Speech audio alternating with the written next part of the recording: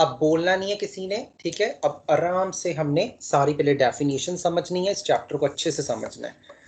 तो चलिए, तो चैप्टर का नाम ही क्या है, principle of inheritance and variations.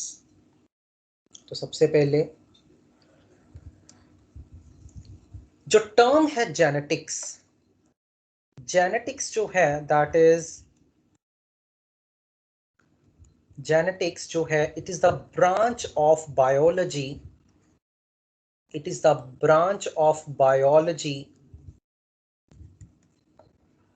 who study two sir terms. आपने यहीं से स्टार्ट करा है आज? हाँ जी बेटा, two terms. The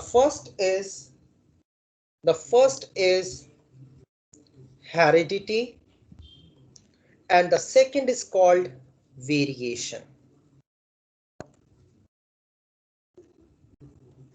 So genetics एक ब्रांच है बायोलॉजी की जो दो मुद्दों पे बात करती है। पहला मुद्दा क्या है उनका, पहला है हेरिडिटी हेरिडिटी और सेकंड क्या है, वेरिएशंस। वेरिएशन। वेरिएशंस। अब हेरिडिटी क्या होता है, हेरिडिटी होता है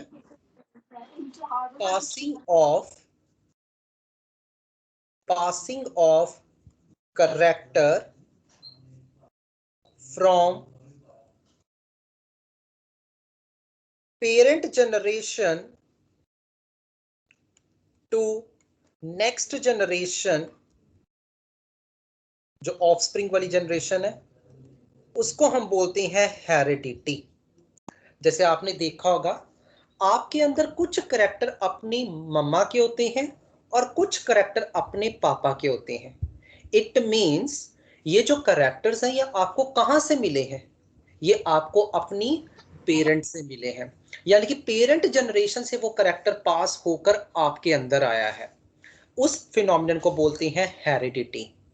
अब आप अपने फादर की आइडेंटिकल कॉपी तो नहीं हो, आप अपनी मम्मा की आइडेंटिकल कॉपी तो नहीं हो, वेरिएशन है ना आपके अंदर थोड़ी बहुत ही।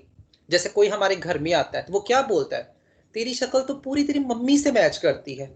अब ये थोड़ा कि तुम मम्मी की एग्जैक्ट कॉपी हो, क्लोन हो, नहीं, हल्का फुल्का मैच करता है, ठीक है। और कुछ करेक्टर आपके फादर वाले होते हैं, कुछ करेक्टर आपके अपनी मम्मा वाले होते हैं। तो यानी कि आप अपने फादर और मदर का एग्जैक्ट क्लोन नहीं हो, एग्जैक्ट कॉपी नहीं हो, यानी कि you are show certain changes with respect to their parents, उसको हम बोलते हैं वेरिएशंस। तो वेरिएशन क्या होता है, that is varying changes, varying degree of changes, उसको हम बोलते हैं वेरिएशन। अब ये जो टर्म थी जेनेटिक्स, ये जेनेटिक्स टर्म सबसे पहले जो थी ये किसने दी, this term was given by W Bateson. Bateson ने ये टर्म दी जेनेटिक्स, डब्ल्यू बैटसन, ठीक है। अब हेरिडिटी का मतलब भी आपको मैंने बता दिया है और आपको वेरिएशन का मतलब भी बता दिया है।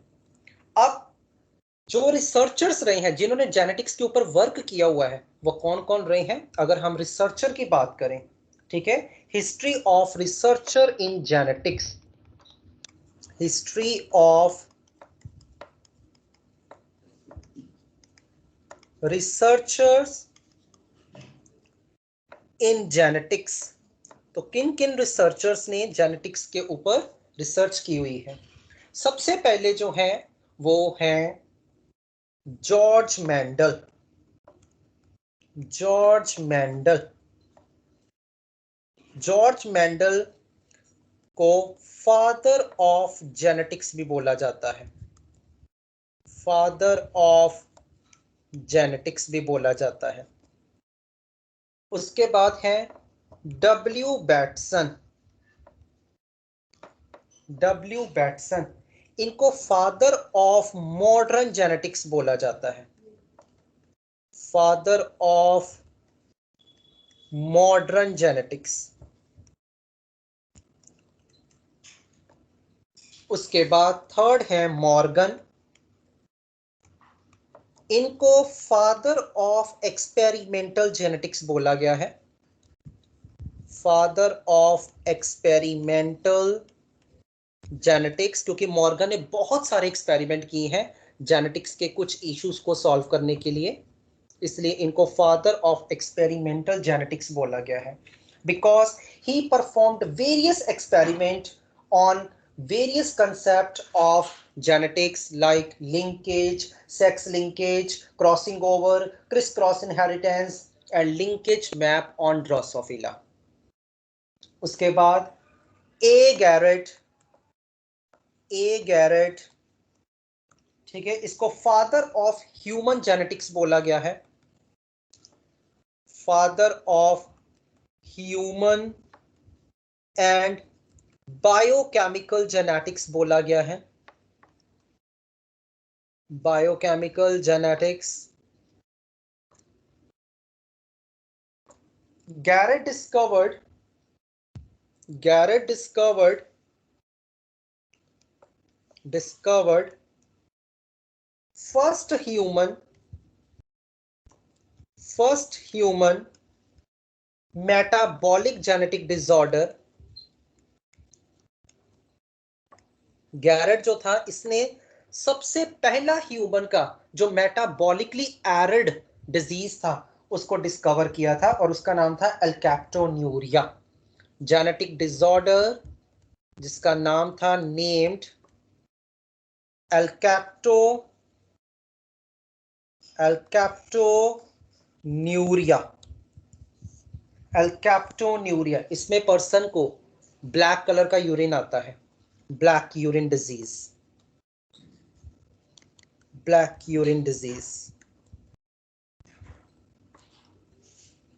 ठीक है। अब ये बीमारी क्यों होती है? ड्यू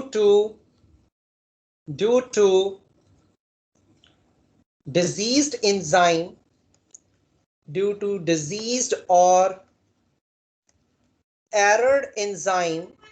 एक एंजाइम होता है जो एरर हो जाता है इस बीमारी के अंदर, उस एंजाइम का नाम है होमोजेंटेसिक एसिड, होमोजेंटेसिक एसिड ऑक्सीडेज। ये एंजाइम के डेफिशिएंसी या एरर होने की वजह से ये बीमारी लगती है एल्कैप्टोन्यूरिया, ठीक है। And he also gave concept, and Garrett also gave concept one mutant gene, one metabolic block,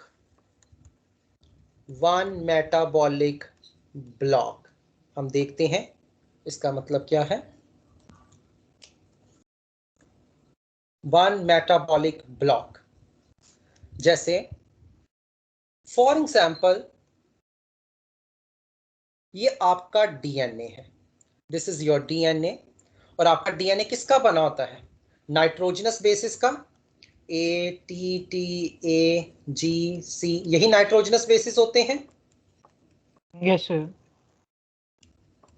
this is your DNA which is made up of deoxyribonucleotides, and ribonucleotides are made up of sugar, nitrogenous bases and phosphoric acid, ठीक है। and nitrogenous bases are mainly purines and pyrimidines, adenine, thymine, guanine and cytosine। अब आपको पता है, जैसे हमारा जो DNA होता है, this will stored our biological information, यानी कि मेरा बॉडी पार्ट कैसा होगा ये इंफॉर्मेशन किसके अंदर पड़ी हुई है? डीएनए के अंदर स्टोर्ड बायोलॉजिकल इंफॉर्मेशन। अगर हमें अपने फादर और मदर से जो करैक्टर मिलते हैं, वो कैसे करैक्टर हमारे अंदर आते हैं? यानी कि हमारे फादर और मदर का जो डीएनए है वो हमारे अंदर क्या होता है? पास होता है, और उनके डीएनए के अंदर जो इंफॉर्मेशन होती है वो हम क्या करते हैं? इम्प्रिंट करते हैं in the form of physical appearance. अब डीएनए जो होता है वो एक्सप्रेसिव नेचर का नहीं होता, ठीक है। जो डीएनए होता है वो एक्सप्रेसिव नेचर का नहीं होता, डीएनए खुद एक्सप्रेस नहीं करता। डीएनए को अगर एक्सप्रेस करवाना है तो इसके लिए हमें एक प्रोसीजर फॉलो करना पड़ता है, ठीक है। जैसे डीएनए जो होता है, डीएनए क्या करता है, ट्रांसक्रिप्शन कर कर क्या बना देता है, ट्रांसक्रिप्शन कर कर वो बनाता है, क्या बनाता है ट्रांसक्रिप्शन करके, mRNA। एमआरएनए। mRNA. और एमआरएनए क्या होता है, सिंगल स्ट्रैंडेड, ठीक है। तो ये बनाता है एमआरएनए, और एमआरएनए के ऊपर क्या आ जाते हैं, सीक्वेंस आ जाते हैं, ऐसे सेम सीक्वेंस आ जाते हैं, ठीक है। ये नहीं समझ आई डीएनए में ये जो सीक्वेंस लिखी है ये हमें एज इट इज लर्न रखनी है? नहीं नहीं, ये रैंडमली आप कुछ भी लिख सकते हो, ठीक है, हम पढ़ेंगे आगे। तो अब यहाँ पर क्या हुई, ट्रांसक्रिप्शन हुई, ट्रांसक्रिप्शन से क्या बना, एमआरएनए बना, ठीक है। अब एमआरएनए जो होता है, ठीक है, यहाँ पर बेसिकली 3 बेसिस मिलकर क्या बनाते हैं, 3 बेसिस मिलकर बनाते हैं one genetic code. This is called one genetic code, this is called second genetic code, this is called 3 genetic code, and this is called 4 genetic code. एक जेनेटिक कोड जो होता है वो एक स्पेसिफिक अमाइनो एसिड को code करता है, amino acid को कोड करता है। सपोज यहां पर अमाइनो एसिड है एक्स, ये एक्स अमाइनो एसिड को कर रहा है, ये वाई अमाइनो एसिड को कर रहा है, ये जी अमाइनो एसिड को कर रहा है, और ये डब्ल्यू अमाइनो एसिड को कर रहा है। अब क्या होगा, अब आपको पता है एमआरएनए आगे क्या बनाएगा, एमआरएनए आगे बनाएगा प्रोटीन्स, और उस प्रोसेस को क्या बोलते हैं, ट्रांसलेशन। ट्रांसलेशन, आगे ट्रांसलेशन करेगा एमआरएनए और क्या बना देगा, प्रोटीन्स। Protein. प्रोटीन इन अमाइनो एसिड्स का बना हुआ है, एक्स वाई जेड और डब्ल्यू, इन अमाइनो एसिड्स का बना है, एक पॉलीपेप्टाइड चेन बन गई है। और ये प्रोटीन जो होते हैं, ये प्रोटीन क्या होते हैं, एक्सप्रेसिव होते हैं, और ये एक्सप्रेस कर कर क्या अपीयर करवा देते हैं हमारे अंदर, हमारा फिनोटाइप। फिनोटाइप, ठीक है। सपोज करो, सपोज करो, सपोज करो ये जो है, ठीक है, ये एक ऐसा जीन है, ये एक ऐसा जीन है, suppose this is the gene. Gene का डेफिनेशन क्या होता है, gene is the fragment of DNA which encodes something in order to express the phenotype. Suppose this is the gene, ये एक जीन है, ठीक है, this is the gene।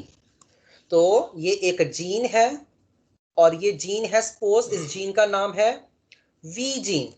ये वी जीन जो है आपके अंदर, सपोज ये है आई कलर के लिए, आई कलर के लिए, ठीक है, या आपकी आंखों के कलर के लिए। अब किसी का आई कलर ब्लू होता है, किसी का ब्लैक होता है, किसी का थोड़ा क्रिम्सन कलर होता है, ठीक है।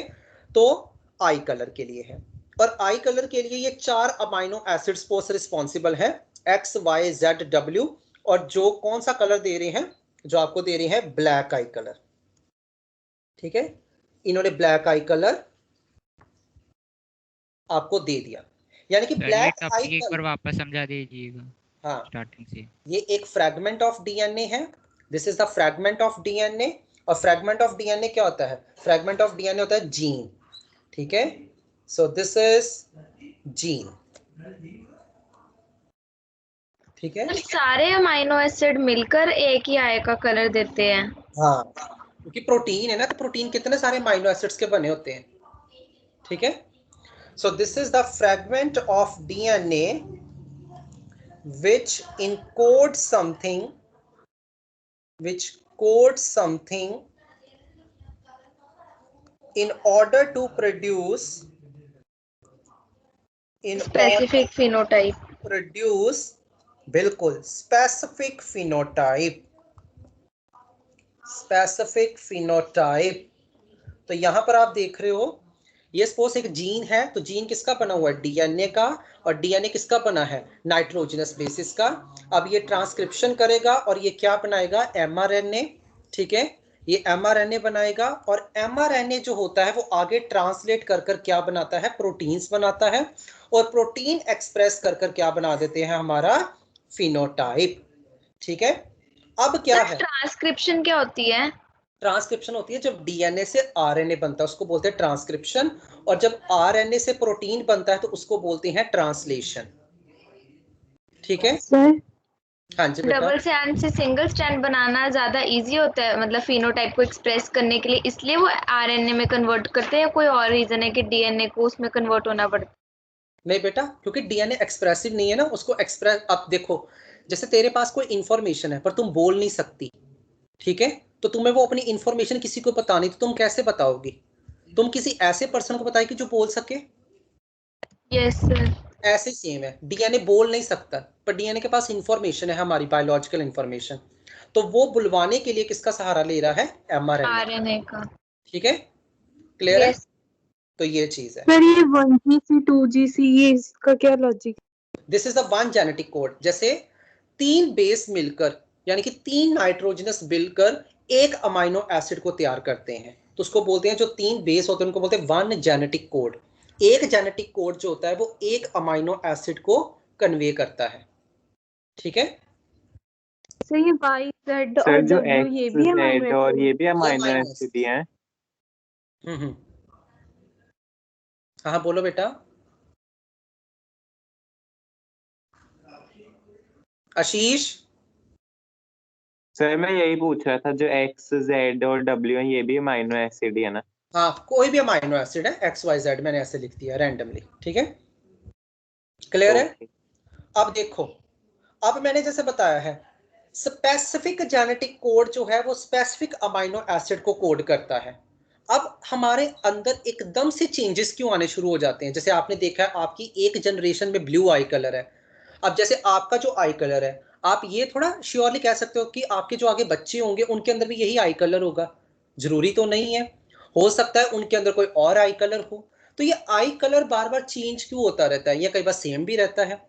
तो ये क्या हो जाता है कि हमारे जो बायोलॉजिकल इंफॉर्मेशन होती है उसके अंदर चेंजेस हो जाते हैं।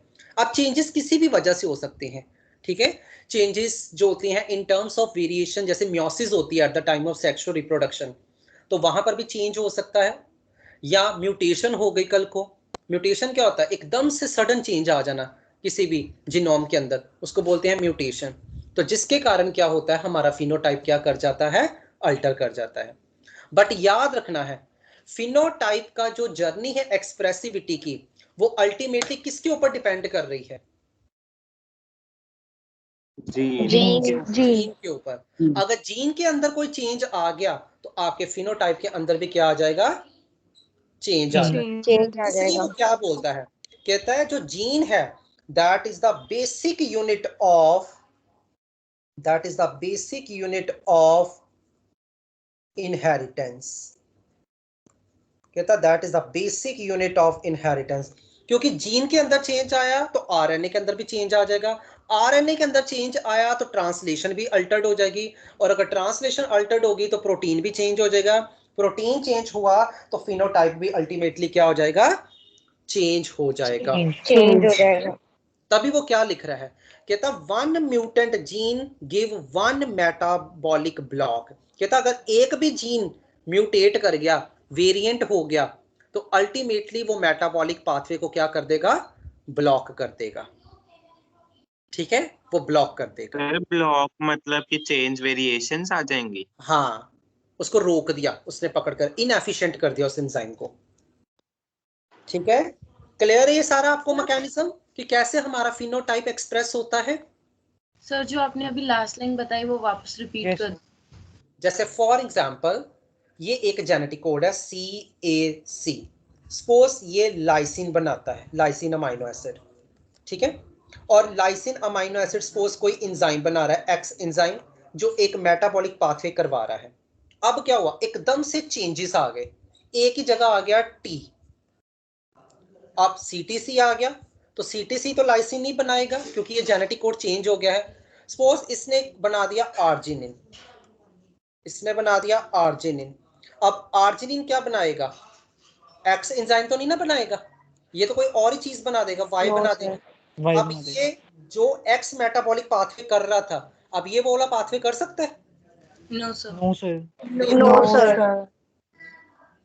ब्लॉक हो जाएगा। ठीक है, ये पाथवे क्या हो गया? ब्लॉक हो गया। ये क्यों ब्लॉक हुआ? ब्लॉक। क्योंकि हमारा जेनेटिक सिस्टम क्या हो गया, चेंज हो गया। ठीक है, जैसे अभी आपने कोरोना वायरस सुन रहे हो, ये जो आ रही है न्यूज कि उसने वेरिएंट बना लिया, वेरिएंट बना लिया, ये वेरिएंट ही क्या है, वो बार बार अपने डीएनए को क्या कर रहा है, कोरोना वायरस चेंज करता जा रहा है ताकि कोई वैक्सीन उसके ऊपर कोई इफेक्टिव हो ही ना सके। वो इतना चालाक है कि बार बार अपने उसको क्या कर रहा है, डीएनए को चेंज करता जा रहा है। ठीक है, और जितनी बार चेंज कर रहा है उतनी बार ही वो खतरनाक होता जा रहा है। ठीक है, तो ये चीज है। चलिए आगे बढ़ते हैं। सर हाँ हाँ बोलो बेटा, 1 मिनट बेटा। एक बार कैप्टोन्यूरिया बता दो।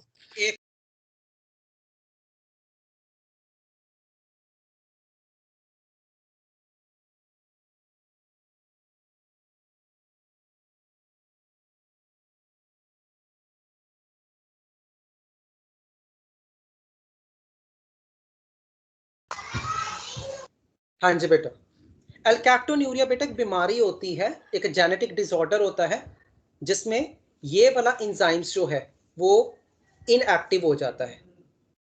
ठीक है, ये हम पढ़ेंगे डिटेल में। Okay sir. ठीक है, चलिए आगे बढ़ते हैं। अब हम यहाँ पर पढ़ेंगे जेनेटिक्स को हमने टाइम पीरियड के अकॉर्डिंग डिवाइड कर लिया है। ठीक है, सो जेनेटिक्स, ठीक है, first is pre Mendelian concept. आपने जो जेनेटिक्स लोअर क्लासेस में पढ़ी है वो मेंडल वाली जेनेटिक्स पढ़ी है ना, प्री मेंडेलियन। ठीक है, तो मेंडल के आने से पहले भी जेनेटिक्स के ऊपर काफी सारे काम हो चुका है, बट वो काम इतना ज्यादा साइंटिफिकली अप्रूव्ड नहीं था। ठीक है, सेकंड है मेंडेलियन कंसेप्ट, जो काफी ज्यादा यूनिवर्सली एक्सेप्टेड माना गया, Mendelian concept. And the third one is called post Mendelian concept. Post Mendelian concept है, ठीक है, मेंडल के बाद जो मेंडल के डेथ के बाद हुआ काम, उसको बोलते हैं पोस्ट मेंडेलियन कॉन्सेप्ट। सबसे पहले आपने याद रखना है, आपको जो इंपॉर्टेंट है वो कौन से हैं, Mendelian concept and post Mendelian concept. आपने प्री मेंडेलियन कॉन्सेप्ट को इतना एम्फेसाइज नहीं करना, इतनी इंपॉर्टेंस नहीं देनी, क्योंकि मैंने कभी भी क्वेश्चन नहीं देखा कि प्री मेंडेलियन कॉन्सेप्ट के बेसिस पर आया हो। ठीक है, अब आपको भी पता है कि जो ये करैक्टर पास होते हैं पेरेंट से ऑफस्प्रिंग में, इनका कैरियर कौन है। ठीक है, क्या ऐसा पास होता है हमारे अंदर ताकि हमारे अंदर वो करैक्टर आ जाते हैं हमारे पेरेंट्स वाले, तो कैरियर कौन है, जीन्स। हमारे हर एक करैक्टर के लिए एक स्पेसिफिक जीन है, हमारे आई कलर के लिए जीन है, हमारे बालों के कलर के लिए जीन है, हमारे स्किन कलर के लिए जीन है। Every character should be controlled by one specific gene, यानी कि gene is the carrier of character information which are going to pass from the parent to the offspring।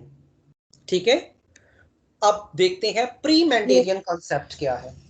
Pre Mendelian concept के अंदर different different theories आई, जैसे moist vapour theory आई जो Pythagoras ने दी, उसके बाद reproductive blood theory आई जो Aristotle ने दी। ऐसे कितने सारे डिफरेंट डिफरेंट थ्योरीज आई। ठीक है, बट वो कोई भी थ्योरी ऐसी नहीं थी जो साइंटिफिकली इस चीज को अप्रूव्ड कर सके या साइंटिफिकली इस चीज को एक्सप्लेन कर सके कि कैसे करैक्टर पास होते हैं एक जनरेशन से दूसरी जनरेशन में। जैसे मैं एक एग्जांपल आपको बताता हूं, प्री मेंडेलियन कंसेप्ट में एक थ्योरी है, theory of पैनजेनेसिस।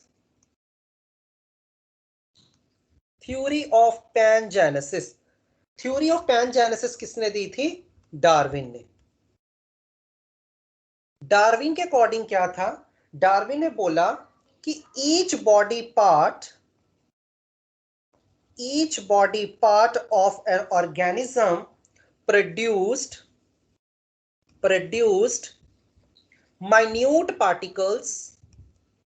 minute particles which is known as pangene, or गैम्यूल। ठीक है, उसने बोला कि जो पैन जीन होते हैं, ठीक है, पैन जीन और gemmule will contain information of character, यानी कि ये जो पैन जीन होते हैं they will contain information of character and these pan genes are transferred to gamete, ये हमारे गैमीट के अंदर पास होते हैं पैन जीन, और आफ्टर फर्टिलाइजेशन क्या बन जाता है, जाइगोट। जाइगोट, ठीक है। और पैन जीन जो है इसके पास एक और इंफॉर्मेशन होती है, pan gene guide zygote to formation of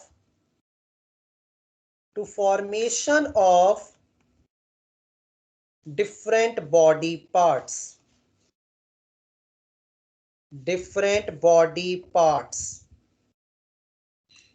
and zygote will form new individual.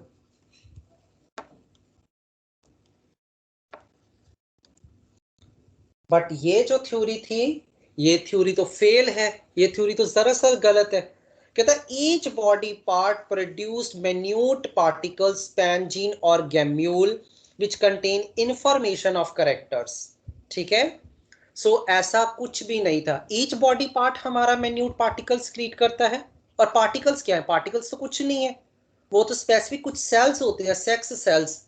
Gametes क्या होते हैं, सेक्स सेल्स होते हैं जिनके अंदर कैरेक्टर्स जाते हैं। ठीक है, और दो पेरेंट्स इन्वॉल्व होते हैं। ठीक है, दोनों पेरेंट्स का मिक्सचर जाता है ऑफस्प्रिंग के अंदर। तो ये थ्योरी जो थी ये सरासर गलत थी, क्योंकि ये साइंटिफिकली बिल्कुल ही रॉन्ग थ्योरी थी। ठीक है, पैन जीन नाम का कुछ भी नहीं होता ऐसा। ऐसे एक और साइंटिस्ट आया, ठीक है, उसने क्या बोल दिया, उसने बोला कि हमारे जो बॉडी पार्ट्स होते हैं इनमें से वेपर्स निकलते हैं, और वो वेपर्स हवा में एग्रीगेट कर ऑर्गेनिज्म बना देते हैं। ऐसे भी होता है क्या, हवा में ऑर्गेनिज्म बन जाए? ठीक है, सर ये ना भी हवा गलत वाला, है ना। तो ये हवा वाला भी गलत हो गया। ये हवा वाला जो था पैथागोरस ने बोला था, तो ये भी थ्योरी गलत हो गई, क्योंकि साइंटिफिकली प्रूव्ड नहीं है। फिर एक आया, उसने बोला कि बॉडी के अंदर ना दो चीजें होती हैं, एक प्योर चीज और एक इम्प्योर पार्टिकल, वो दोनों आपस में फ्यूज कर एक ऑर्गेनिज्म बना देते हैं। तो ये भी गलत था, ऐसा कुछ नहीं होता इम्प्योर और प्योर। ठीक है, तो मेंडल से पहले जितनी भी जेनेटिक्स के ऊपर रिसर्च हुई थी वो सारी की सारी बिल्कुल ही फेक थी। ठीक है, और वो साइंटिफिकली प्रूव्ड नहीं थी। उसके बाद आए मेंडल साहब, और मेंडल साहब ने आकर जेनेटिक्स को एक नया ही डायरेक्शन दे दी। ठीक है, तो वो देखते हैं सबसे पहले। तो जब मेंडल का टाइम चल रहा था उस टाइम पीरियड को हम बोलते हैं मेंडलिज्म। ठीक है, जब मेंडल का टाइम चल रहा था तो उस पीरियड को हम क्या बोलेंगे, this is known as Mendelism. आगे हेडिंग डालो, नेक्स्ट इज मेंडल कॉन्सेप्ट, और इस टाइम पीरियड को हम बोलते हैं मेंडलिज्म। चलिए आगे बढ़ते हैं। ठीक है, मेंडल ने काफी सारे एक्सपेरिमेंट्स परफॉर्म किए जिसमें डिफरेंट हेरिडिटी फिनोमिनन को एक्सप्लेन करने की कोशिश की। So Mendel experiment performed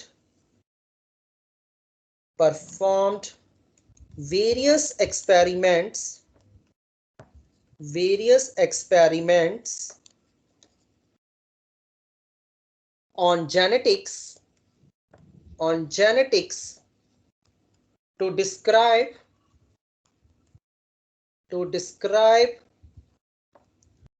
the mechanism of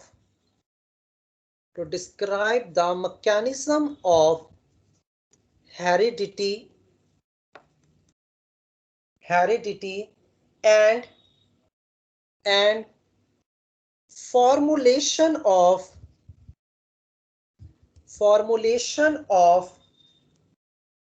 various principles is known as Mendelism period. जब मेंडल आया तो मेंडल ने कितने सारे एक्सपेरिमेंट किए जेनेटिक्स के ऊपर और ये एक्सप्लेन किया कि कैसे जो करैक्टर होते हैं वो पेरेंट से ऑफस्प्रिंग के अंदर पास होते हैं और डिफरेंट डिफरेंट प्रिंसिपल्स दिए, ठीक है, कि किन बेसिस पर वो पास होते हैं. Mendel postulated various experiment laws in relation to genetics, and he also postulated various experiment laws in relation to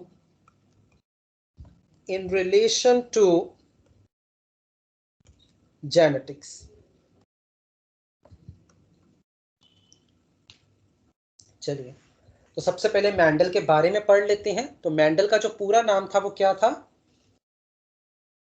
George Mendel. ग्रीगर John Mendel. ग्रीगर John Mendel का जो टाइम पीरियड था वो 1822 से लेकर 1884 तक का था, ठीक है. सो मेंडल का जो जन्म था, मेंडल बॉर्न जुलाई 22 1882 में पैदा हुआ. मेंडल सर 1822 में. ठीक है. उसके बाद सर हाँ जी बेटा. सर 22 नहीं होना चाहिए.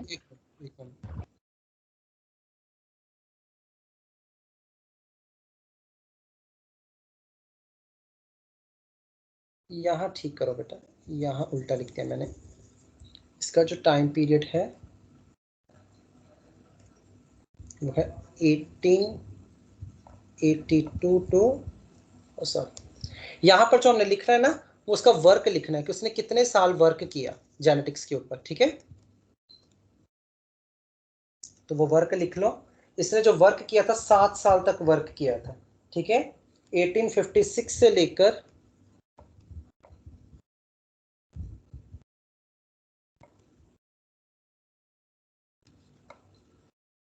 63, ठीक है. 7 साल पूरे वर्क किया इसने. मेंडल का जो जन्म था वो जुलाई 22 1882 में हुआ ऑस्ट्रिया के अंदर, जिसको आज 1863 तक उसने काम किया. Yes, तो 1882 में कैसे बॉर्न हुआ?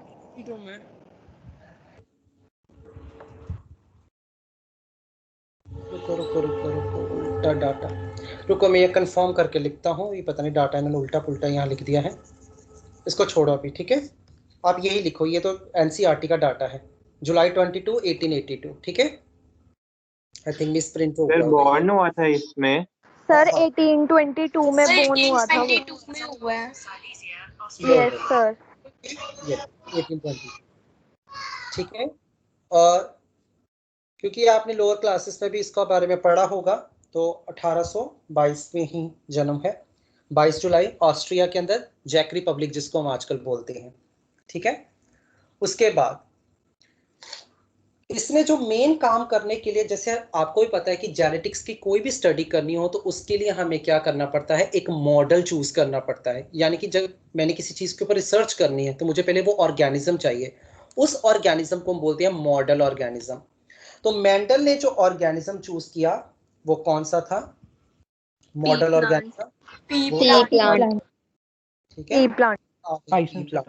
इसने गार्डन पी प्लांट, ठीक है, जिसका पूरा नाम था पाइजम सैटिवम.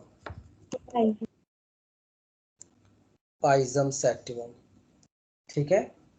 इसके ऊपर इसने काफी सारे एक्सपेरिमेंट किए पाइजम सैटिवम के ऊपर, ठीक है. उसके बाद क्योंकि 1856 से 1857 तक इसने काफी सारे काम किए. Started his historical experiment on heredity. So basically ये जो काम था इसने स्टार्ट किया था, he started his historical experiment his historical experiment of heredity on pea plant in the year 1856 to 57, and his experimental work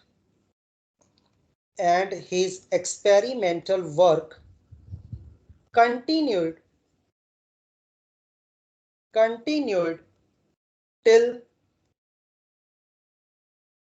1863. अब ये कौन सी सेंचुरी चल रही थी 1863 वाली? 19th century. 19 ठीक है। उसके बाद जो भी इसके एक्सपेरिमेंट्स के रिजल्ट्स थे, ये अपने रिजल्ट्स को किस में पब्लिश करता था? एक साइंस का जर्नल है, उसका नाम है नेचर फॉर स्कैंडरवेरियन। ठीक है। So the result of his experiment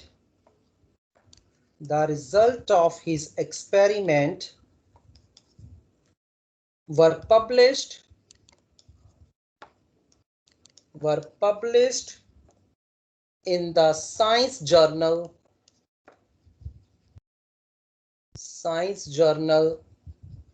और साइंस जर्नल का नाम था नेचर फॉर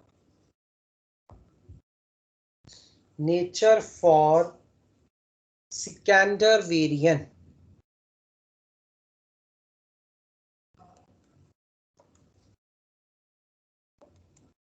in 1865। इसने टोटल 7 साल काम किया। ठीक है। इसने टोटल 7 years काम किया। इन द ईयर ऑफ 1856 से स्टार्ट किया और 1863 तक काम किया। ठीक है। और उसके बाद इसने काफी सारे पोस्टुलेट जो है, प्रिंसिपल्स जो थे, वो अपने प्रपोज किए and proposed many of principles or postulates। Sir ऊपर आपने 19th सेंचुरी लिखा है ना? हाँ जी बेटा। postulates of inheritance, मतलब मेंडल ही पहला बंदा था जिसने बता दिया था कि इनहेरिटेंस जो है वो कैसे होती है। ठीक है। और इसने डिफरेंट पोस्टुलेट्स दिए जो इनहेरिटेंस को एक्सप्लेन कर रहे थे। ठीक है। उसके बाद ये जो जर्नल था, ठीक है, the journal was in the German language. ठीक है। और ये जो जर्नल था, जिस जर्नल के अंदर उसने अपना वर्क को पब्लिश किया था, उस जर्नल का नाम क्या था? Nature for Scandinavian. ठीक है। ये जर्नल जो था, इसको दोबारा से पब्लिश किया गया। ठीक है। किसके अंदर? जर्नल, बेसिकली ये जो जर्नल था ये जर्मनी लैंग्वेज के अंदर था।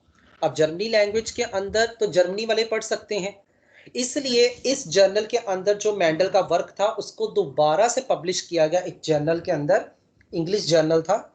And journal was published by Natural History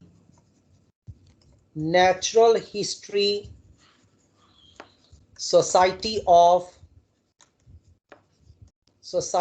of Brno। ये एक नेचुरल हिस्ट्री सोसाइटी थी ब्रूनो की, जिसने उसके काम को दोबारा से पब्लिश किया।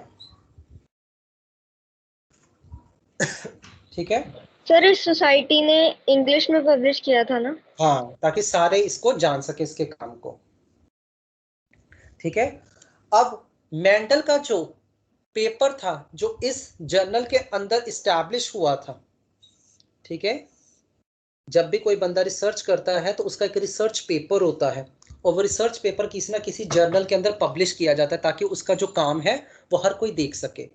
ठीक है। तो मेंडल के जो पेपर का नाम था जिसके ऊपर उसने अपने सारा वर्क एक्सप्लेन किया था, अ पेपर ऑफ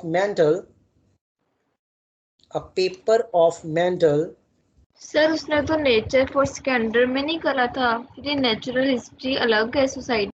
हाँ, इसने इंग्लिश में छपा दिया था ये, क्योंकि ये जर्मनी लैंग्वेज के अंदर था। उसने उसका वही काम जो था, ये पेपर जो था natural history society of Bruno ने पब्लिश कर दिया इंग्लिश में by the name. Excuse me sir. हाँ जी बेटा। सर जब ऊपर ईयर लिखवा रहे थे फिर वहां पे लिख ले 1856 टू 1863।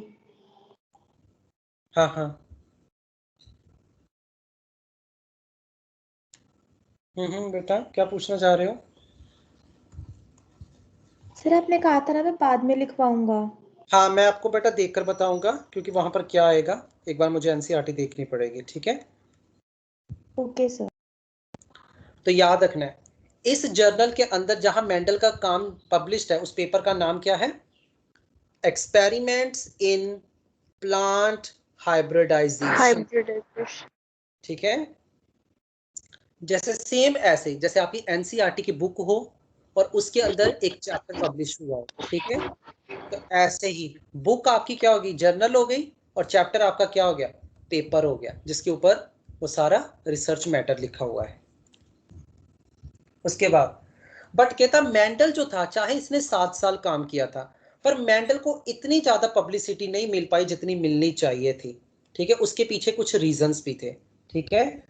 कहता Mendel was unable to get any popularity, no one understood of him. कहता कोई उसको समझ ही नहीं पाया उसके काम को, और किसी ने उसको क्रेडिट ही नहीं दिया उसके काम के लिए, ठीक है? उस बंदे ने 7 साल अपने इस रिसर्च के लिए लगा दिए, ठीक है?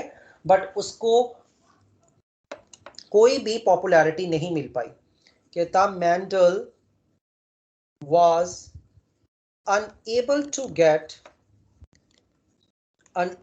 get any popularity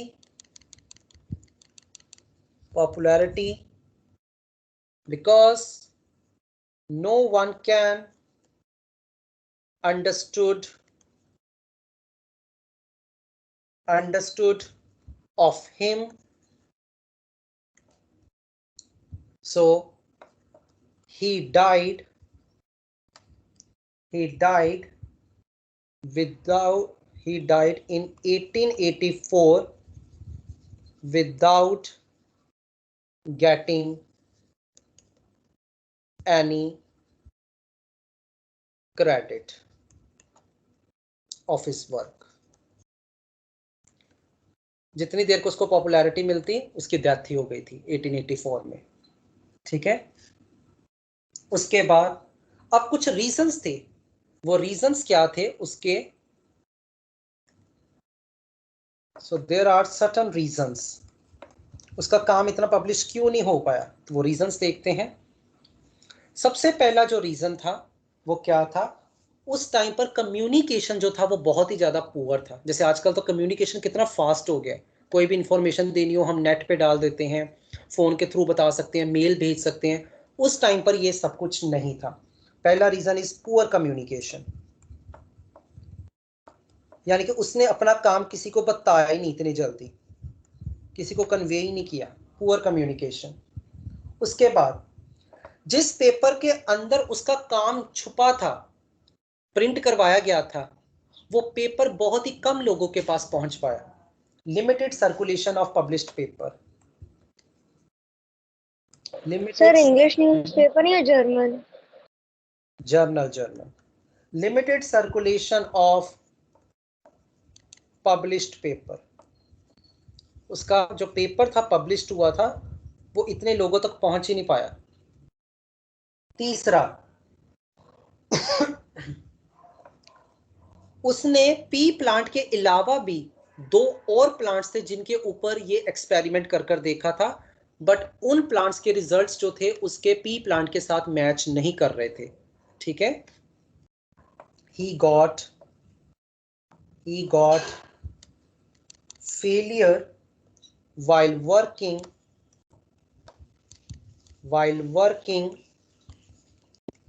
others 2 plants। और वो प्लांट्स कौन कौन से थे? पहला था हायरेशियम, जिसको हॉकवीड बोलते हैं। और दूसरा प्लांट था लैब,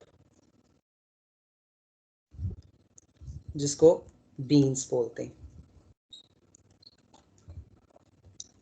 चौथा जो मेन, उसने जितना भी काम किया था उसमें एक मैथ्स की ब्रांच यूज की थी, that is called statistical technique.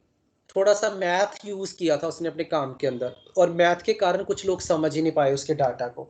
ठीक है, स्टैटिस्टिकल टेक्निक, स्टैटिस्टिकल टेक्निक की हेल्प से उसने अपने वर्क को एक्सप्लेन किया था। Statistical techniques to explain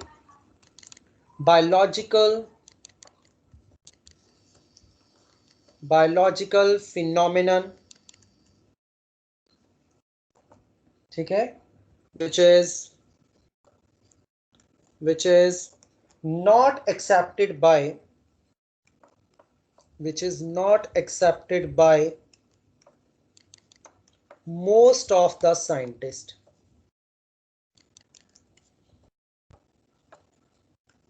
most of the scientist ने उसके काम को इसीलिए एक्सेप्ट नहीं किया क्योंकि उसने बायोलॉजिकल डाटा को मैथ्स की फॉर्म में एक्सप्लेन कर दिया था। ठीक है, उसके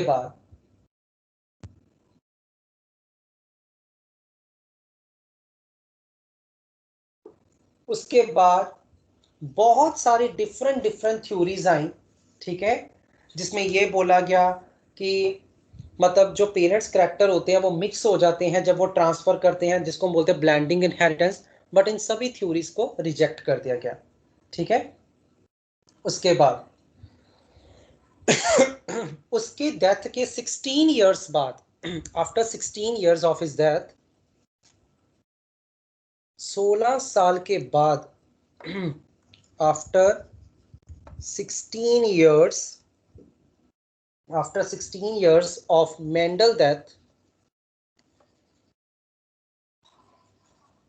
ठीक है, यानी कि in the year of 1900, Mendel postulates, जो मेंडल का काम था उसको दोबारा से रीडिस्कवर किया गया। मेंडल पोस्टुलेट्स वर रीडिस्कवर्ड।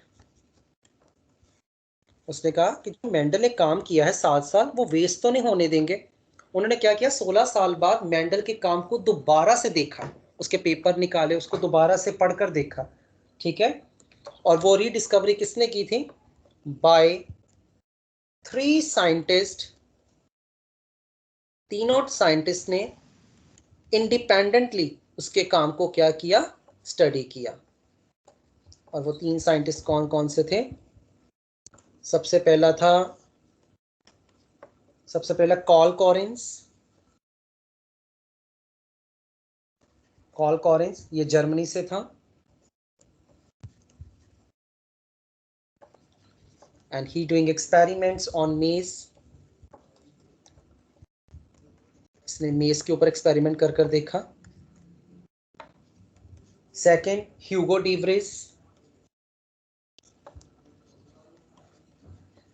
डीवरिस जो था वो कहां से था? हॉलैंड से था, एंड इसने एक्सपेरिमेंट किया, एक प्लांट है इवनिंग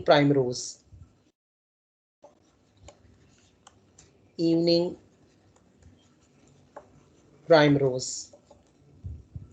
ठीक है, और ह्यूगो डीवरिस ने जो काम किया था, ठीक है, इवनिंग प्राइमरोज के ऊपर, एंड ही रीपब्लिश्ड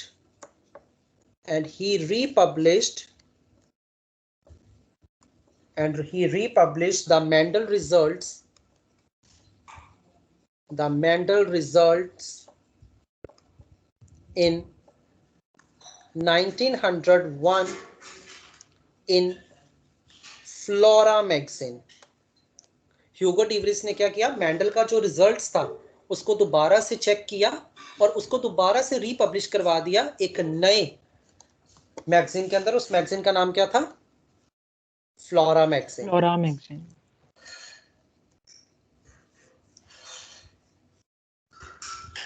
थर्ड जो साइंटिस्ट था वो था एरिच वॉन टेस्चरमार्क।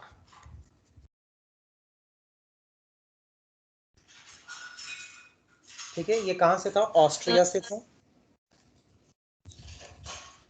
ऑस्ट्रिया से। सर पेस्चरमार्क की स्पेलिंग क्या है? TSCHERMAK, टेस्चरमार्क। इसने एक्सपेरिमेंट किया, experiments on different flowering plants. Sir एक बार फोर्थ पॉइंट वापस रिपीट कर दो। कौन सा? Sir fourth point. Fourth point कौन सा? ये ही रिपब्लिश्ड वाला? सर टेक्निक्स वाला। टेक्निक्स वाला। इसने क्या किया था, इसने जितना भी मेंडल ने बायोलॉजिकल फिनोमेना जो भी एक्सप्लेन करना चाहता उसमें इसने स्टैट टेक्निक यूज कर ली थी। स्टैट एक मैथमेटिकल की एक ब्रांच होती है, इसकी हेल्प से इसने क्या कर लिया था, यूज कर लिया था डाटा। तो कुछ लोगों को समझ ही नहीं आया कि ये क्या बताना चाहता है, तो ये भी एक रीजन था। ठीक है, ये भी एक रीजन था। सर थोड़ा सा स्क्रॉल कर देना, वो ऊपर वाली लाइन लिखनी है। लो, अब जो ये रीडिस्कवरी हुई है मेंडल के काम की, इसका सारा क्रेडिट किनको जाता था? इन तीनों साइंटिस्ट को गया। ठीक है, so the credit of rediscovery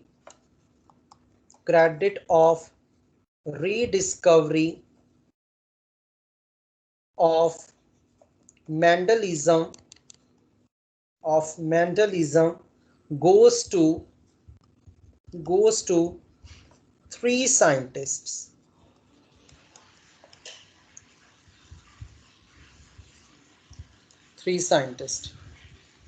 चलिए, जब रीडिस्कवरी हुई तो कॉल कॉरिंस जो था, Correns gave two laws of Mendelism. Carl Correns ने दो लॉज दिए मेंडलिज्म के। ठीक है, वो कौन कौन से थे? पहला law, first is law of segregation,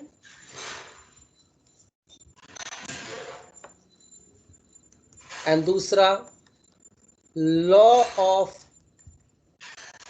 independent assortment. इन लॉ के थ्रू वो बताएंगे कि कैसे इनहेरिटेंस होती है। तो याद रखना, कॉरिंस ने सर फिर ये लॉ उसके बाद उनको दोबारा से कोई भी प्राइज नहीं मिला? हाँ, ठीक है, इनको हम लॉ ऑफ हेरिडिटी भी बोलते हैं। This is also known as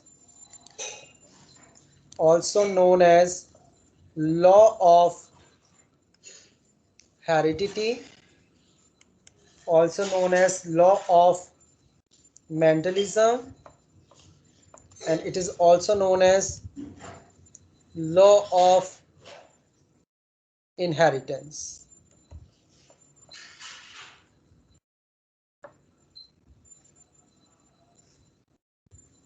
sir किसको बोला लॉ ऑफ हेरिडिटी, फर्स्ट को या सेकंड को? हैं, दोनों को कलेक्टिवली बोलते हैं लॉ ऑफ इनहेरिटेंस। ये लॉज हैं इनहेरिटेंस के, जिनके बेसिस पर हम मैकेनिज्म्स को एक्सप्लेन करेंगे। ठीक है,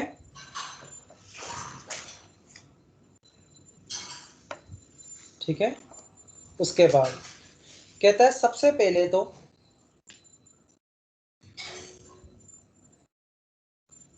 ठीक है, कहता है व्हाई मेंडल सेलेक्टेड, अगला क्वेश्चन ये उठता था, why Mendel selected P plant. कहता मेंडल ने पी प्लांट ही क्यों यूज किया अपने एक्सपेरिमेंट्स के लिए? तो इसके पीछे भी कुछ रीजंस थे। जैसे पहला रीजन था, ये प्लांट काफी ज्यादा स्मॉल साइज का होता है, स्मॉल साइज प्लांट, और जिसका शॉर्ट लाइफ स्पैन होता है, हैविंग शॉर्ट लाइफ स्पैन काफी शॉर्ट होता है, 3 to 4 months का, ताकि हमें जल्दी से जल्दी रिजल्ट्स मिल सकें। उसके बाद इसके जो करैक्टर होते हैं वो काफ़ी ज़्यादा कॉन्ट्रास्ट होते हैं, यानी कि क्लियर कट नज़र आते हैं। Well defined, well contrasting and defined observable character.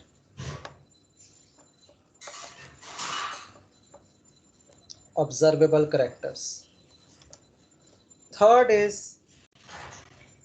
Single mating. जब ये करते हैं, एक बार जब ये रिप्रोड्यूस करते हैं तो बहुत सारे नंबर में ये ऑफस्प्रिंग बनाते हैं। थ्रू सिंगल मेटिंग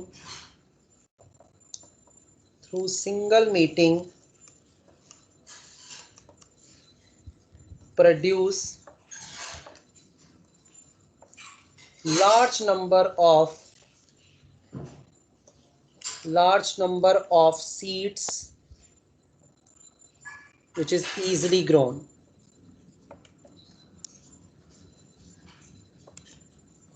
उसके बाद पी के पास बाइसेक्सुअल फ्लावर होते हैं,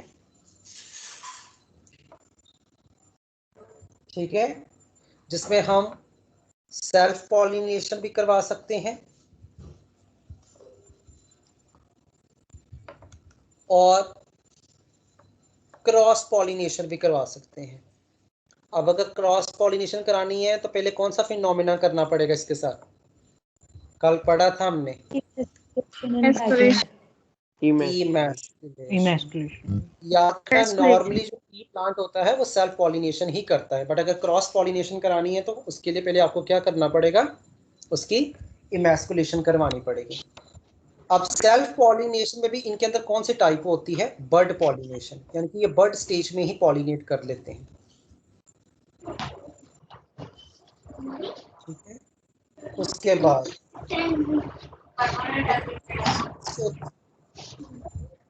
प्योर लाइंस और ट्रू ब्रीडिंग लाइंस, ठीक है, they are easily available. True breeding lines जो होती हैं वो इजिली अवेलेबल होती हैं इनके अंदर। यानी सर ट्रू ब्रीडिंग लाइंस क्या होती हैं? बताता हूँ। ट्रू ब्रीडिंग लाइंस होती हैं जिनके अंदर होमोजाइगस कंडीशन होती है अपने करैक्टर को लेकर, ठीक है, होमोजाइगस होते हैं अपने करैक्टर को लेकर। यानी कि प्योर लाइंस वो होते हैं, ठीक है, having some trait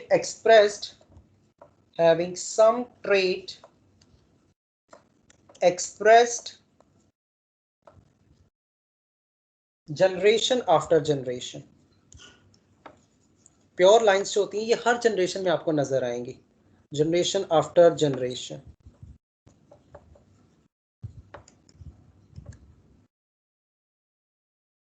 ठीक है। So that's why Mendel selected P plant. अब मेंडल ने पी प्लांट के अंदर टोटल कितने करैक्टर सेलेक्ट किए थे अपने एक्सपेरिमेंट के लिए? ठीक है, तो वो किए थे इसने 7 करैक्टर, ठीक है, 7 करैक्टर इसने सेलेक्ट किए थे।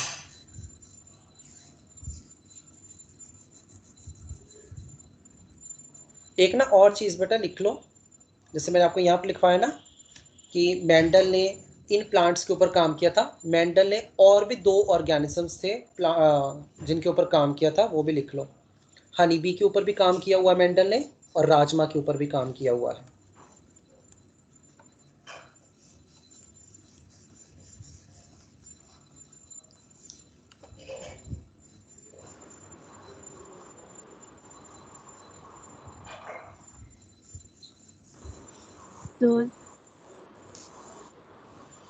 क्लियर है बेटा? Yes sir. Yes sir. हाँ जी बोलो बेटा। लास्ट क्लास की नोट शो कर देना। हाँ हाँ मैं कर देता हूँ। यहाँ पर लिखिए मेंडल सेलेक्टेड 7 character for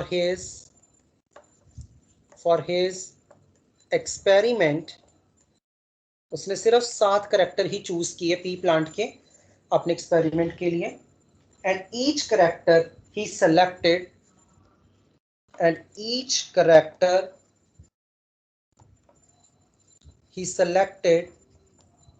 हर एक करेक्टर के लिए इसने he selected 2 true breeding lines, true और प्योर लाइन्स इसने सेलेक्ट किए। अब हम अगली क्लास में पहले सारा पढ़ेंगे कि प्योर लाइन्स क्या होती हैं, जीनोटाइप क्या होता है, कॉन्ट्रास्टिंग ट्रेट्स क्या होते हैं, ताकि आपको ये टर्म्स जो हैं क्लियरली समझ हो जाए। अब कोई क्लास को मिस मत करना, क्योंकि अगर इस चैप्टर के अंदर एक भी क्लास मिस हो गई तो अगले दिन लेक्चर बिल्कुल समझ नहीं लगेगा। सो इसने टोटल वैरायटीज कितनी सिलेक्ट की?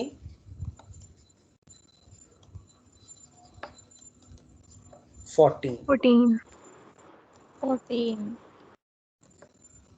ये हम अगली क्लास में देखेंगे इस लाइन का क्या मतलब है। ठीक है, चलिए, ये क्लियर है सबको? Yes Yes, sir. अब अगली क्लास में ना सुनो, अगली क्लास में आपने एक बॉक्स बनाकर पहले से रखना है अपनी कॉपी पे, ठीक है, ताकि हमारा यहाँ टाइम वेस्ट ना हो। मैं आपको बॉक्स बता देता हूँ कौन सा आपने बनाना है, वो आपने पहले ही बनाकर रखना अपनी कॉपी पे।